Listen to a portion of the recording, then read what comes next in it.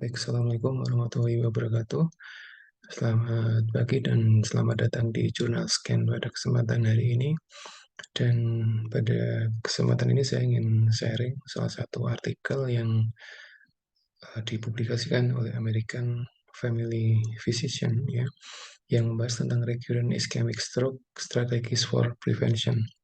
Jadi artikel ini membahas tentang stroke yang tipe iskemik ya, atau sumbatan, di mana ini banyak kejadian yang dia kambuh. Jadi pasien dia kena stroke, kemudian dia sembuh, kemudian dia kambuh lagi. Nah, disampaikan di artikel ini beberapa pencegahan yang dapat dilakukan oleh tenaga kesehatan ya. Dan disampaikan bahwa sekitar 25% dari kasus stroke di Amerika itu dia kambuhan. Jadi mereka sudah sembuh dari stroke, kemudian dia kambuh lagi.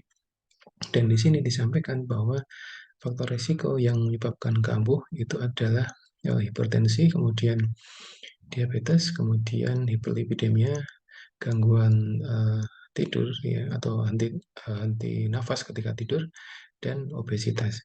Jadi ketika kita membaca faktor risiko ini, maka kita sebagai tenaga kesehatan punya satu kewajiban untuk memberikan satu edukasi kepada masyarakat yang dia sudah atau yang dia baru saja sembuh dari stroke, terutama bagi mereka yang mengalami atau punya faktor resiko hipertensi, kemudian DM, hiperlipidemia, kemudian punya riwayat henti nafas ketika dia tidur, dan obesitas. Begitu juga ketika seorang dia punya riwayat merokok, maka dia termasuk bagian dari faktor resiko ya. Nah, hal ini menjadi sangat penting sekali karena apa? Karena seorang yang dia stroke, kemudian dia sembuh, kemudian dia kambuh lagi, maka dia akan menurunkan kualitas fisik atau kualitas hidup dari pasiennya ya. Oleh karena itu, pengenalan terhadap faktor risiko yang ada di sini menjadi poin yang sangat penting bagi tenaga kesehatan untuk mengedukasi para pasien-pasien yang dia baru sembuh dari stroke. Dan tidak hanya dari pasiennya saja, tapi juga dari keluarga pasiennya. Karena ketika pasien dia pulang, kemudian dia di rumah, maka dia akan berinteraksi dengan keluarga. Nah, ketika keluarga dia tidak bisa memberikan satu intervensi atau tidak bisa memberikan satu pendekatan yang komprehensif kepada pasien, maka sangat kita khawatirkan pasien akan kambuh lagi stroke-nya ya. Dan ini dari aspek psikologis pun juga akan jadi beban bagi pasiennya ketika dia sudah sembuh, kemudian dia kambuh lagi, maka akan jadi satu permasalahan psikologis di kemudian hari ya.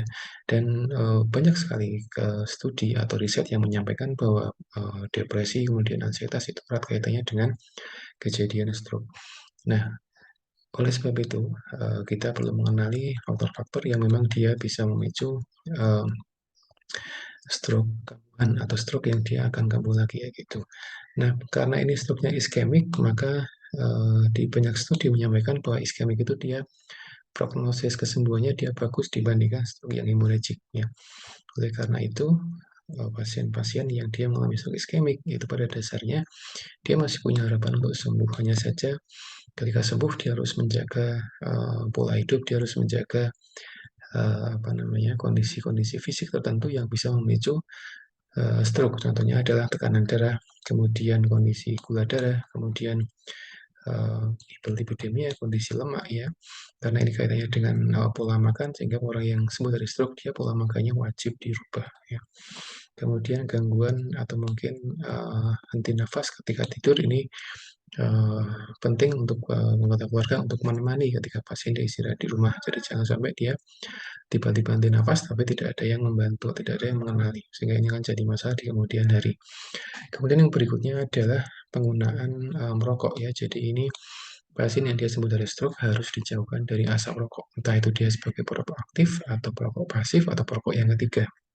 Makanya eh, rokok itu selamanya tidak akan pernah memberikan dampak yang bagus bagi fisik pasiennya, sehingga mereka yang ingin sembuh dari penyakit maka tidak ada cara lain kecuali mereka harus berhenti merokok. Kemudian yang berikutnya adalah alkohol ya. Jadi pasien yang sembuh dari stroke dia wajib juga berhenti dari konsumsi alkohol. Gitu. Meskipun di sini disampaikan bahwa ada beberapa batasan-batasan yang masih diperbolehkan untuk mengkonsumsi alkohol, tapi pada dasarnya eh, alkohol sangat tidak bagus untuk kesehatan, sehingga seorang yang sembuh dari stroke itu dia memang diberikan satu kewajiban untuk berhenti meminum minuman yang beralkohol. Kemudian yang berikutnya adalah aktivitas fisik. Jadi pasien dia harus dimotivasi untuk aktivitas fisik ya, dari olahraga yang ringan, kemudian dia bisa jalan kaki di depan rumah dan sebagainya. Dan kalau tidak, seorang itu dia sudah rekomendasi dia olahraga selama 120 sampai 150 menit per minggu. Jadi kalau kita bagi hari, kita bagi 7, berarti 20 sekian menit selama satu minggu ya. Dan ini bukan hal yang berat bagi uh, pasien-pasien kayak gitu. Nah, berapa lamakah stroke itu dia akan kambuh? Di uh, artikel lain disampaikan bahwa sekitar 2 tahun ya. Jadi disampaikan di sebuah artikel bahwa meskipun ini artikel yang uh, cukup lama ya, akan coba searching artikel yang terbaru.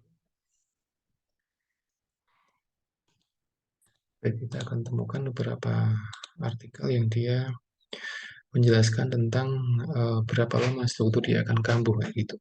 Nah, kita menemukan dua artikel ya. Kita menemukan dua artikel. Yang pertama adalah artikel 1991. Ini menyampaikan bahwa stroke itu dia akan kambuh selama kurang lebih 2 tahun kayak gitu.